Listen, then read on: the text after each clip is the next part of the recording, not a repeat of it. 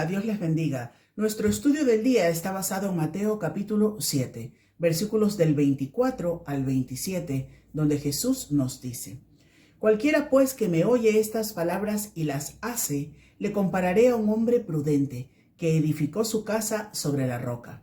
Descendió lluvia, vinieron ríos y soplaron vientos y golpearon contra aquella casa y no cayó, porque estaba fundada sobre la roca.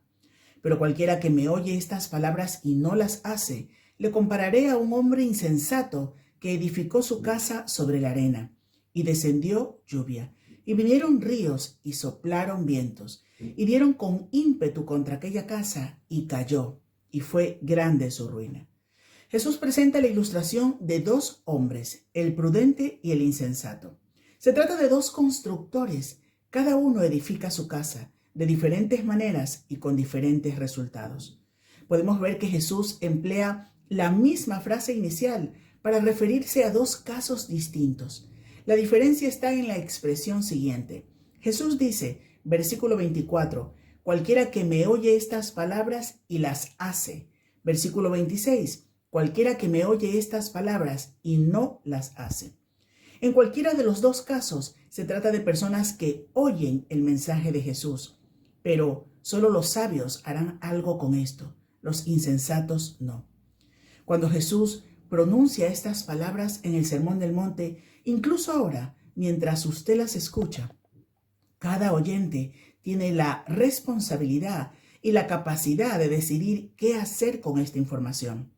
La manera en la que usted actúa con este mensaje determinará una de estas dos situaciones y sus respectivos resultados. Dos hombres, ambos oyen el mismo mensaje, ambos edifican su casa. ¿No deberían producir los mismos resultados?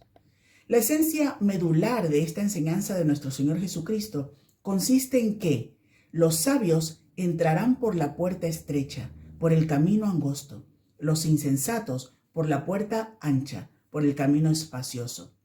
Algunos serán profetas de Dios y otros serán lobos vestidos de oveja, que estarán en el rebaño simulando ser una oveja más. Unos darán buenos frutos, otros malos frutos. Algunos clamarán en aquel día, Señor, Señor, pero Jesús solo reconocerá a los que hicieron la voluntad del Padre. Muchos oyen el mensaje de salvación de nuestro Señor Jesucristo, pero únicamente los que hacen su voluntad entrarán en el reino de Dios, porque vivieron por fe, edificando sus vidas sobre la roca, que es Jesús. ¿Y usted qué va a hacer con este mensaje?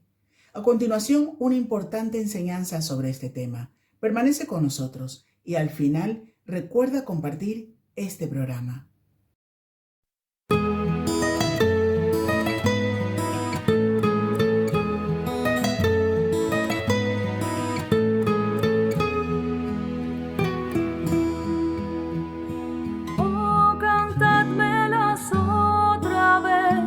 Bellas palabras de vida, hallo en ellas mi gozo y luz.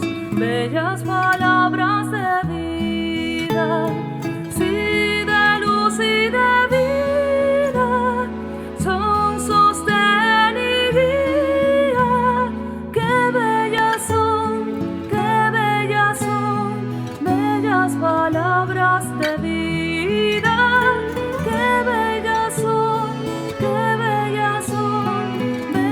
Palabras de vida.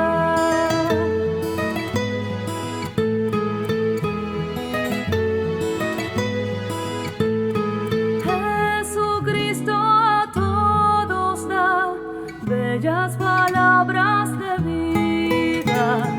Él llamándote hoy está, bellas palabras de vida.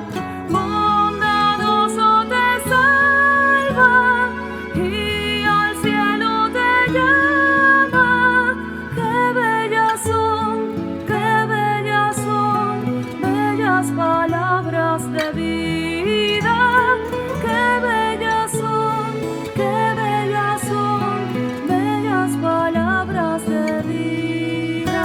Tu el cántico son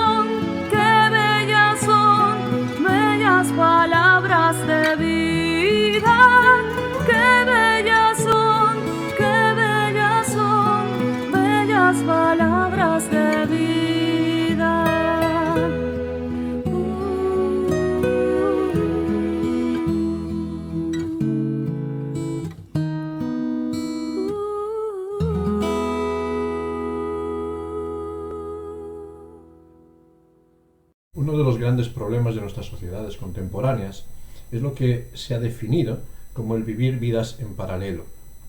Es decir, la facilidad con que, a pesar de ser nosotros mismos, tenemos diferentes vidas según el ambiente en el que nos movamos, para camuflarnos y esconder realmente lo que somos dependiendo del ambiente. Estamos en la iglesia y nos mantenemos con una imagen excelente y moral. En el trabajo, nuestro perfil cambia ya bastante. Con los amigos, según el ambiente nos lo demande. Y en la intimidad del hogar, sacamos quizás la cara más real y más cruel de lo que somos cuando hay confianza. Buscando la aceptación de todos, nunca somos nosotros mismos, sino que somos lo que creemos que se nos demanda en cada situación. Por ello hay un problema que se enfatiza con un dicho muy conocido y un refrán. Por un oído me entra y por otro me sale. ¿Has oído este refrán, verdad? Porque para mantener mi realidad tengo que hacer oídos sordos a las palabras del clérigo, del jefe, de los amigos o de la familia. Y afirmamos de forma un tanto grotesca: di lo que quieras, que haré lo que me dé la gana. Pero esta afirmación grotesca es más real de lo que muchas veces pueda parecer.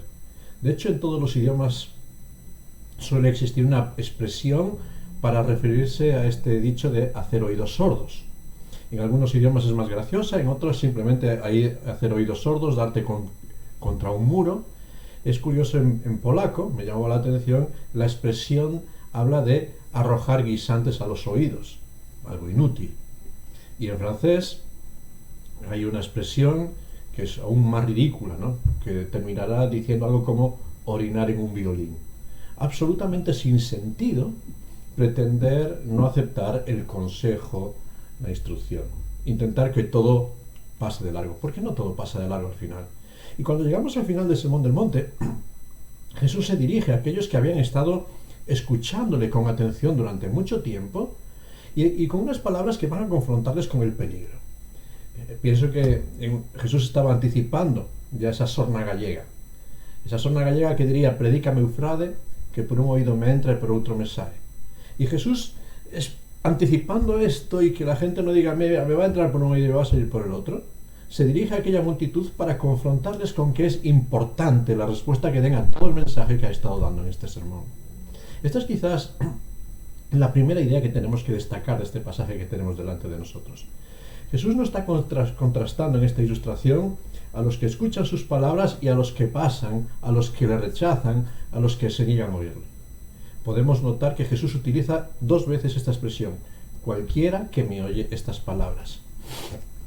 Oír no es solo percibir sensorialmente un sonido, sino que oír tiene que ver con el contenido y la naturaleza de aquello que se percibe. Tiene que ver con ver más allá de una simple percepción sensorial para entender el contenido.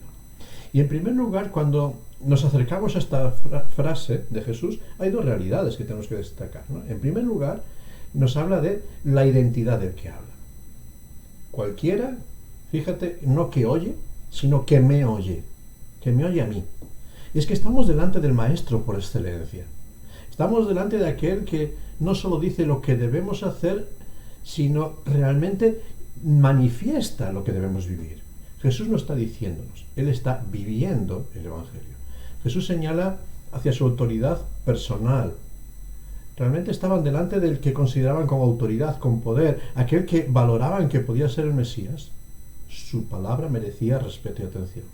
Y no atender a estas palabras significa no atender a Dios mismo, que es el que estaba hablando por medio de Jesús. Por eso no estamos hablando de las palabras que dice un clérigo, que dice un jefe, que dice cualquiera. Son las palabras de Dios mismo. Cualquiera que me oye a mí, no a cualquier otro. Y en segundo lugar, es un llamado a prestar atención al contenido de las palabras también. Porque el contenido del Sermón del Monte es la reafirmación de lo que toda la ley del Antiguo Testamento había estado mencionando. Aquello que respetaban, aquello que aquel pueblo y aquel auditorio estaban aceptando como parte suyo, es lo mismo que Jesús les confronta a vivir. Y quizás lo que Jesús les está diciendo es: mira, tengo que hablaros porque hasta aquí habéis hecho oídos sordos a todo lo que Dios os ha estado diciendo. Habéis vivido vuestra vida y así habéis perdido vuestra identidad, habéis perdido vuestro territorio, estáis viviendo cautivos. Y eso es consecuencia de no haber atendido y no haber prestado atención a los mandamientos de Dios. Dios os está demandando cosas. No habéis vivido la obediencia y como consecuencia os habéis estrellado. Así Jesús está dividiendo a todos los que escuchan sus palabras en dos grupos: prudentes e insensatos, prudentes e imprudentes al final. Conforme a la respuesta que están dando a la palabra de Dios, esta sociedad se está dividiendo. Los que atienden y ponen en práctica la voz de Dios y los que hacen oídos sordos ante Jesús. Los que piensan con un cabal juicio, valorando lo que conviene para sus vidas, y los que viven carentes de un juicio cabal y se dejan llevar por sus propias ideas hacia su propia destrucción. La exhortación de Jesús es un autoexamen, a que cada uno haga una valoración y determinar si estamos siendo discípulos nominales, es decir, solo de nombre por haber nacido en un entorno, por estar allí, o si somos discípulos verdaderos, que estamos siguiendo fielmente las enseñanzas de Cristo. Fíjate, no solo oidores, sino hacedores, es la diferencia. Ahora, para hacer este autoexamen, Cristo utiliza una imagen que por medio del contraste nos va a presentar a dos tipos de constructores de sus vidas. Nota que en casi todos son iguales. Ambos tienen a su alcance los mismos materiales de construcción. Ambos están escuchando las enseñanzas de Jesús. Ambos tienen un mismo ideal: construir bien su casa. Quieren edificar algo que llame la atención, que sea visual y que les dé confianza y seguridad para sus vidas. Ambos logran conseguir su ideal, su meta. Ambos logran edificar un edificio visible y hermoso a ojos de todos. Ambos son golpeados por las vicisitudes de la vida, ¿verdad? Aquellos golpes del viento, de los ríos, que van a venir sobre ellos, van a venir sobre unos y otros. Lluvias de aflicción, ríos de prueba. La experiencia de la vida no fue más fácil para uno que para el otro. Ambos tuvieron que pasar el mismo examen de la prueba. Sin embargo, uno resistió el envite de las circunstancias de la vida y el otro cayó en grande ruina. ¿Cuál es la diferencia entonces? ¿Es cuestión de azar, de casualidad, de suerte, de las circunstancias de la vida? Porque a veces pensamos que a otros les va mejor que nosotros porque han tenido más suerte, más oportunidades, o quizás que no han tenido que soportar las mismas pruebas. Juzgamos, nos comparamos, pero la diferencia no está ahí, porque cada uno sabe las pruebas que está viendo en sus zapatos, ¿verdad? Y en su propia vida. Jesús señala una única diferencia. Y la única diferencia que nos señala la historia está en los cimientos, en lo que no se ve, en lo que está escondido de cada edificio. Y la pregunta es: ¿sobre qué estás cimentando tu vida? ¿Sobre palabras oídas o sobre palabras vividas? Oír y hacer, u oír y continuar con la propia vida. Esta es la diferencia. Lo que oyes de Cristo y no lo pones en práctica, no solo no te da estabilidad en el presente, sino que te va a condenar para la eternidad. Ahora bien, ¿cuál es este cimiento? ¿Cuál es esta roca que va a dar estabilidad a la vida? ¿Cuál es la roca que hay que elegir? Porque aquí tenemos una pregunta y debemos de tener cuidado al responder esta pregunta, porque una respuesta rápida y con un conocimiento del Nuevo Testamento y de la Biblia nos llega a pensar rápidamente que Cristo es la roca. El apóstol Pablo nos ha hablado en Efesios capítulo 2, versículos 19 al 21, de que Él es la piedra angular. 1 Corintios 3:11, que Él es el fundamento sobre el que construir y no hay otro fundamento. Pedro nos habla en 1 Pedro capítulo 2, versículos 4 a 7, que Él es la piedra viva y escogida. Incluso en el lenguaje de Pablo se nos apunta a que Cristo era la roca que seguía al pueblo de Israel durante el desierto. 1 Corintios capítulo 10, 4. Pero tenemos que notar algo. Que tenemos que notar que todas estas enseñanzas son posteriores al momento en el que Jesús está hablando. Jesús aún no ha empezado a hablar a las multitudes acerca de la obra redentora que venía a realizar. Va a hacerlo más adelante.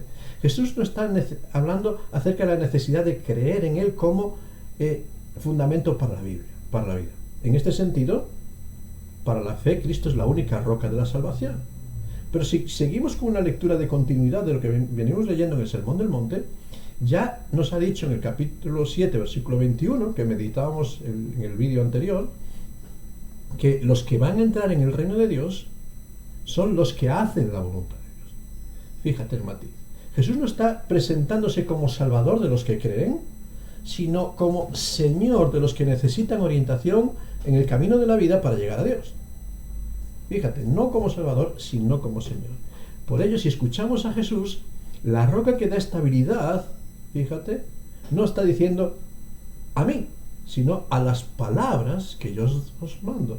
Estas palabras y ponerlas en práctica o no son la roca que va a dar estabilidad para la vida. Las palabras de Jesús. Pero claro, ahí entramos en un dilema. ¿No decimos muchas veces que la salvación es por fe y no por obras?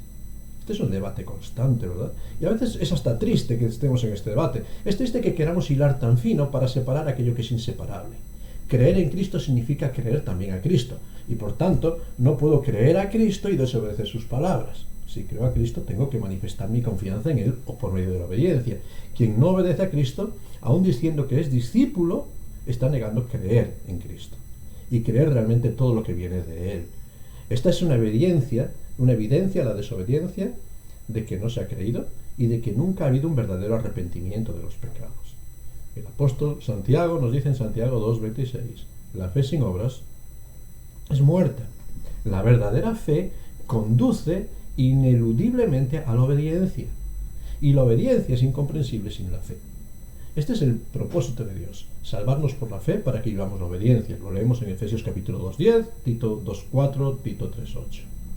No podemos buscar excusas para atender los mandamientos de Dios entonces. Los mandamientos éticos que Cristo nos está dando, tenemos que ponerlos por práctica en la vida. Porque, ¿sabes?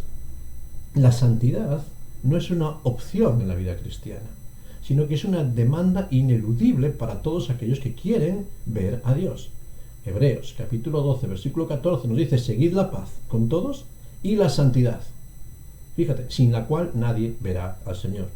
Este es un camino angosto, un camino que tiene unos límites que a veces nos oprimen y nos cuesta estar en el camino sin apartarnos de él. Por un lado tenemos el límite de caer en la hipocresía farisaica, aquella hipocresía de pensar que por nuestros propios esfuerzos y méritos somos capaces de cumplir la ley de Dios y alcanzar el nivel de perfección moral que Dios demanda. Para esto, cuando leemos el Sermón del Monte, nos vamos confrontando y diciendo, yo no soy suficiente, ¿verdad? Pero por otro lado podemos caer en el otro extremo, y a veces estos extremos están hilando tan fino que hacen que la senda sea estrecha. Y por el otro lado está el extremo de caer en un evangelio desnaturalizado, descafeinado, un evangelio light. Ese evangelio que decíamos la semana pasada de gracia barata, de suponer que la justicia de Cristo, que nos es imputada por medio de la fe, nos exime de vivir una vida santa y apartada del pecado. El hecho de haber sido justificados, declarados justos por Dios por medio de la fe, no nos exime de cumplir la santidad y la justicia para nuestra vida. Al escuchar el evangelio, tenemos que entender la realidad, que no podemos alcanzar la salvación por medio de nuestras obras, Efesios 2:9, pero tampoco podemos rebajar el listón de la justicia que Dios nos demanda. Dios nos perdona para ser transformados. Nos saca de la podredumbre del pecado, del sepulcro de la muerte espiritual, para que caminemos libres de todas las ataduras morales que nos tenían libres, que nos tenían esclavos del pecado. Cristo nos limpia por completo, cambia nuestras ropas de inmundicia, transforma nuestra imagen desde el corazón, pero también en la percepción que tienen otros. Hay una vida diferente, una vida de santidad, y sin esa vida estamos evidenciando que no ha habido una transformación. Y Jesús en este pasaje está denunciando lo mismo que ya denunciaba el sabio en los Proverbios. Me encanta este versículo, cómo lo expresa el sabio. Proverbios capítulo 30, versículo 12. Allí el sabio está diciendo, hay generación limpia en su propia opinión. Qué bueno, que hablan y dicen, yo ya he limpiado mi vida, mira la apariencia, mira mi edificio, mira qué bien he construido. Pero dice el sabio, si bien no se ha limpiado de su inmundicia.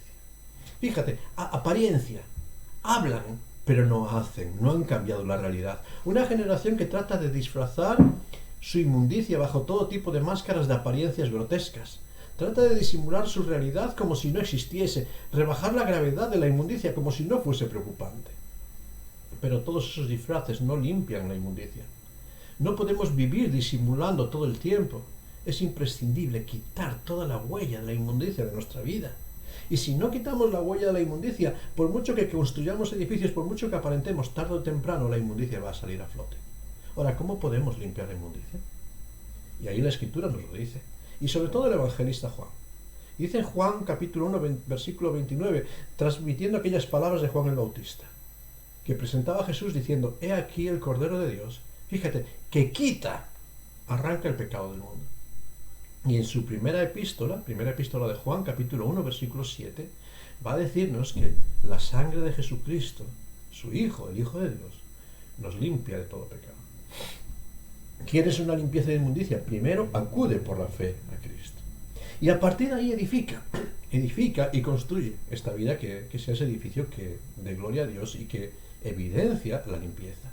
Porque una vez que Cristo ha venido para quitar el pecado, para limpiarnos de toda inmundicia, ante su palabra solo quedan dos opciones: acatarla o hacer oídos sordos. No hay una vida intermedia. Tengo que acatar lo que Cristo dice o hacer oídos sordos. Si hago oídos sordos, estoy demostrando que no he creído a Cristo. Quien no está viviendo para obedecer a Cristo está construyendo sobre arenas movedizas. No se trata de lograr ser perfectos, porque nadie lo es y no lo vamos a ser, ¿verdad? En este momento. No es cuestión de nunca caer, porque dice, como dice Santiago en Santiago 3, versículo 2, todos ofendemos muchas veces. La cuestión es si estamos esforzándonos y empeñándonos por seguir a Cristo. Aun a pesar de nuestras debilidades, estamos empeñados en mejorar. Y no podemos pasar de largo estas enseñanzas de Cristo entonces. Porque, ¿sabes? En su tiempo vendrán luchas. La vida de aquellos que atienden la voz de Cristo y la de las que no son muy diferentes. Al final, todos los seres humanos estamos en el mismo nivel. En ese evangelio engañoso que predica la bendición, la prosperidad, la libertad de toda aflicción, que es muy aceptado, no podemos creer, tenemos que rechazarlo, condenarlo. Hay mucha sociedad que no quiere el dolor, no quiere compromiso, no quiere esfuerzo en sus vidas y creen lo que le promete un camino fácil. Un evangelio que proclama una senda cómoda y ancha de abundancia. Este no es el evangelio de Cristo, esto es una mentira del diablo. Los ríos, torrentes, vientos de la vida caen y azotan a toda la humanidad. Todos sufrimos pérdidas, enfermedad, muerte. A veces nos quedamos incluso con ideas muy selectivas del evangelio también que Cristo enseñó, solo lo que nos conviene, y reclamamos promesas que nos benefician, y nos olvidamos que todas las promesas de Dios son incondicional. Si mi pueblo se humillare, me buscare, si hubiese un arrepentimiento, yo iré, yo bendeciré. Es apremiante encontrar la bendición de Dios, pero es más apremiante para encontrarla tener ese conocimiento que se convierte en acción, esa teología que llega a ser vida. No quedarnos en lo que queremos oír, sino en lo que debemos y necesitamos vivir. ¿Cuál es la diferencia entre el prudente y el insensato? La diferencia es que al final el prudente está haciendo provisión para el día malo que llegará. ¿Sabes? Ve por anticipado que van a llegar tiempos de rendir cuentas y se prepara para ello. Y por ello se empeña, se esfuerza. En el pasaje paralelo de Lucas capítulo 6, versículos 48 y 49, hay algo que añade a esta enseñanza que es muy importante. Dice que el hombre prudente cavó y ahondó. Porque buscar la roca implica quitar de encima mucha arena movediza, mucha arena fácil, para profundizar, para echar buenos cimientos. ¿Cómo cavamos y profundizamos para tener buenos cimientos para edificar nuestra vida? Pues lógicamente por medio del esfuerzo constante por leer, meditar y aprender la palabra de Dios, por medio de conocer la voluntad de Dios para nuestras vidas, por medio de un empeño de vivir el discipulado, por medio de la confesión de nuestro pecado, levantarnos y continuar avanzando hacia nueva vida, por medio del esfuerzo personal por hacer lo que Dios demanda de mí, por medio de echar fuera toda esa arena que estorba, ese camino fácil, separar la arena y quedarme con la roca de la enseñanza de Cristo y obedecer solo a Cristo. Y es que Jesús nos está confrontando en este pasaje también con una trágica realidad. La trágica realidad de que si no hay un buen cimiento, hay una doble ruina para la vida. En primer lugar, aquel que no tiene un buen cimiento, que no está obedeciendo a Cristo, va a tener la primera ruina cuando las circunstancias de la vida se desatan. Va a encontrar gran inestabilidad. Sí, hay circunstancias temporales. Hay circunstancias a veces podemos decir hasta cierto punto leves en la vida, pero que cuando no tenemos la fe depositada en Cristo, estamos obedeciendo a Cristo, generan inestabilidad.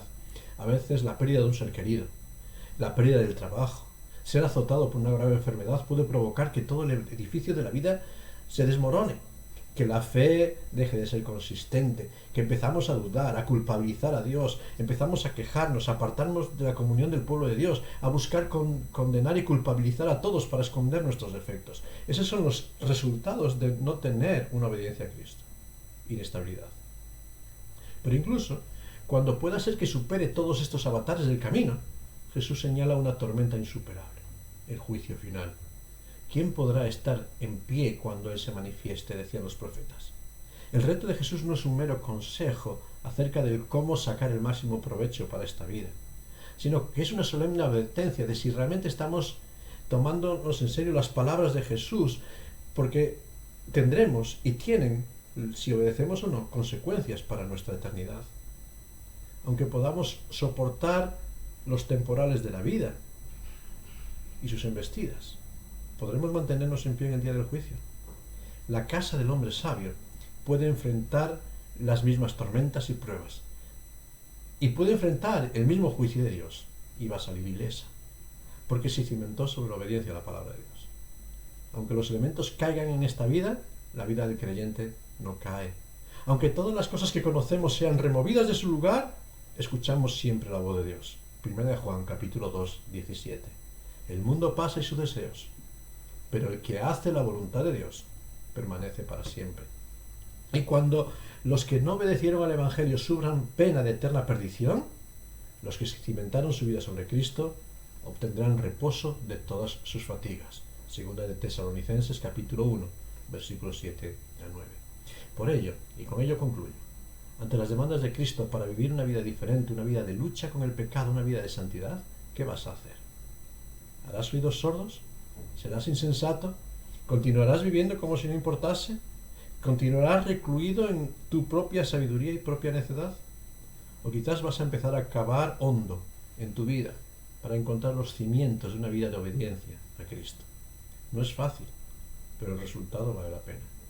¿Te expondrás a la ruina de todo lo que has edificado o edificarás lo que nadie puede destruir? La obediencia a las palabras de Cristo es la clave.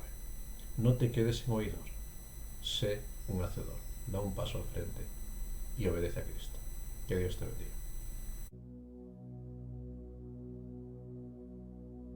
Aleluya, mi vida es Cristo. Aleluya, Jesús es mi todo.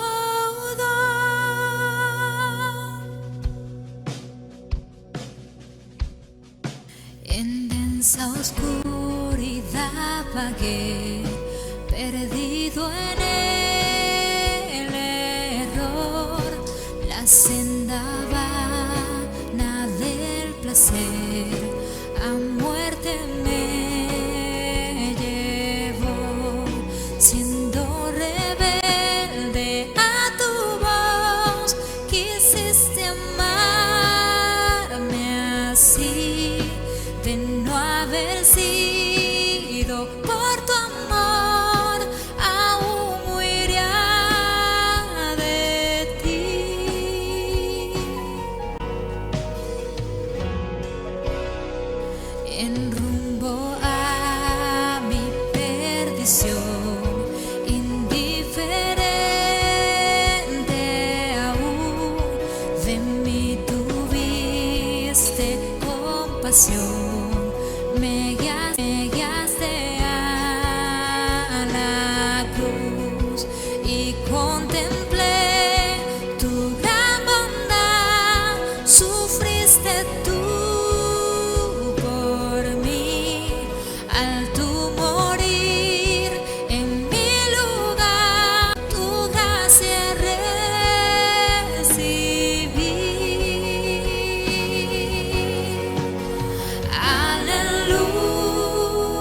Aleluya, mi vida es Cristo. Aleluya, Jesús es mi todo. Aleluya, mi vida es Cristo. Aleluya, Jesús es mi todo. Es mi todo.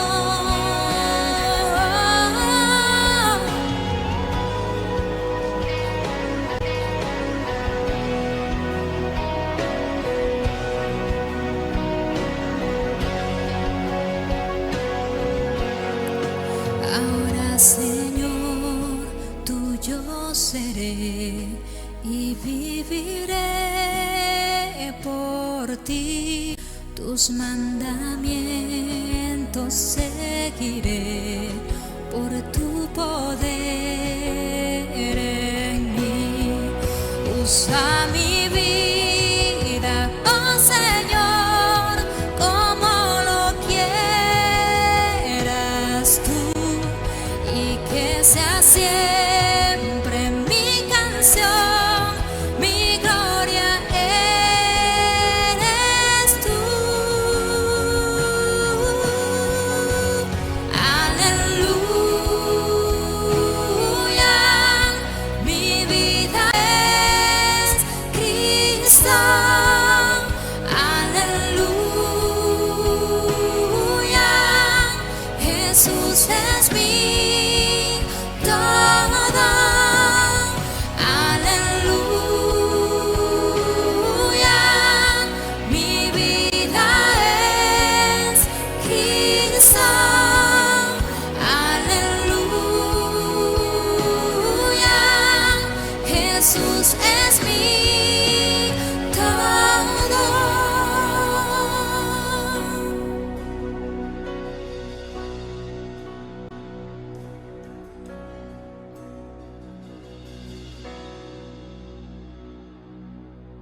Aleluya,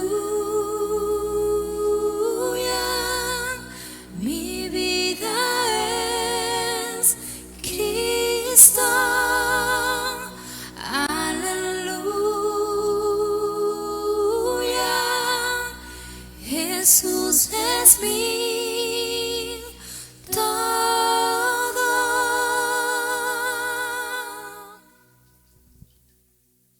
Concluimos este tiempo y esta serie de reflexiones en el Sermón del Monte con un momento de oración, pidiendo al Señor que nos ayude a no ser solo oidores en la distancia, sino a dar un paso al frente y comprometernos con la obediencia a la verdad, con la obediencia a las palabras de Cristo, porque solamente Cristo tiene palabras de vida eterna.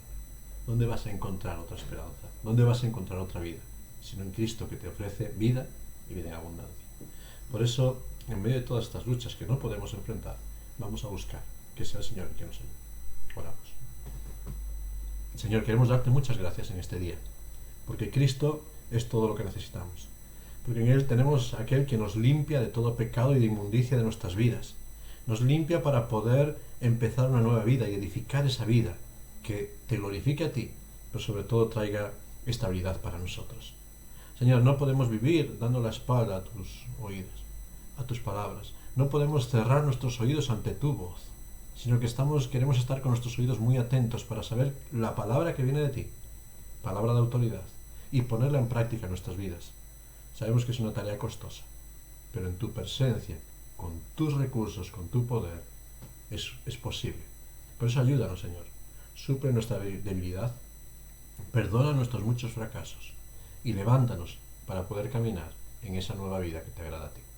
Te lo pedimos y te damos gracias, y lo hacemos en el nombre de nuestro Señor Jesucristo. Amén. Que Dios te bendiga y que Dios te ayude no solo a oír, sino a poner en práctica las palabras de Cristo en tu vida.